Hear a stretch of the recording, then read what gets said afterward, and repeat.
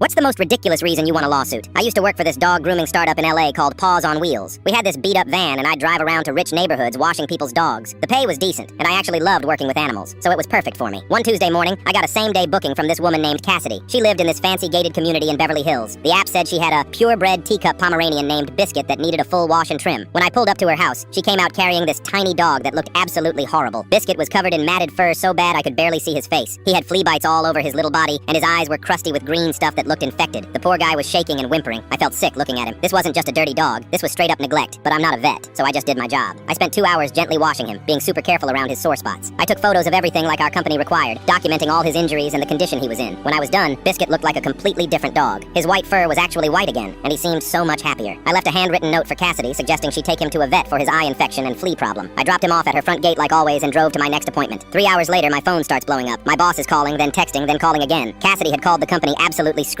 She was claiming I injured her dog and refused to return him, but that made no sense. I literally had GPS proof from the van showing I dropped Biscuit off at her house at 2:47 p.m. I thought it was just some crazy misunderstanding. Maybe she was confused or something. Boy, was I wrong. 2 days later, I'm eating cereal at my apartment when someone pounds on my door. It's animal control. Cassidy had filed a report saying I abuse animals and they needed to investigate. My heart was racing, but thankfully I had all those time-stamped photos showing Biscuit's condition before I even touched him. The animal control officer looked through everything and basically told me this lady was nuts. Turns out she'd made complaints against 3 other dog groomers in the past year. Always the same story. They hurt her dog somehow. Then things got really crazy. I got served with actual legal papers. Cassidy was suing me for $10,000, claiming I kidnapped Biscuit and caused her severe emotional distress. My roommate Trevor thought it was hilarious until I showed him the court date. This was real. I had to get a lawyer and everything. Thank God my company's insurance covered it, but still, I was terrified. My lawyer, this older guy named Richard, seemed confident though. He requested security footage from the house across the street from Cassidy's place. The neighbor was happy to help because apparently Cassidy was a nightmare who complained about everything. The footage was perfect. It showed Cassidy walking Biscuit around her yard the exact same day she claimed he was stolen. The timestamp proved she was lying. I thought that would end it, but Cassidy's lawyer came back with an even crazier story. Now she was saying the dog I returned wasn't actually Biscuit, that her real dog was still missing, and I had somehow switched him with a different Pomeranian. At this point, even the judge looked annoyed. Richard requested Cassidy's vet records, and that's when we hit gold. She had literally bought a second Pomeranian online the week after she filed the lawsuit. She was trying to use the new dog as evidence that I still had her original one. The final court hearing was like something out of a movie. The judge actually let Richard bring both dogs into the courtroom. I was nervous as hell, but Richard had this plan. He brought out the exact shampoo bottle I always used, this specific coconut-scented stuff that dogs either love or hate. Then he called out, "Biscuit!" Only one dog ran straight to me, tail wagging like crazy. He remembered me and the smell of that shampoo. The other dog just sat there looking confused. Cassidy's face went completely red. Her lawyer looked like he wanted to disappear into the floor. The judge ruled in my favor immediately, but it got even better. He fined Cassidy for filing false claims, animal neglect, and lying under oath. That's like 3 different crimes. Then came the biggest shock of all. The judge said since Biscuit clearly bonded with me and was obviously better cared for in my hands, he was awarding me full custody of the dog. I walked out of that courthouse with my new best friend, and Cassidy had to pay my legal fees plus the fine.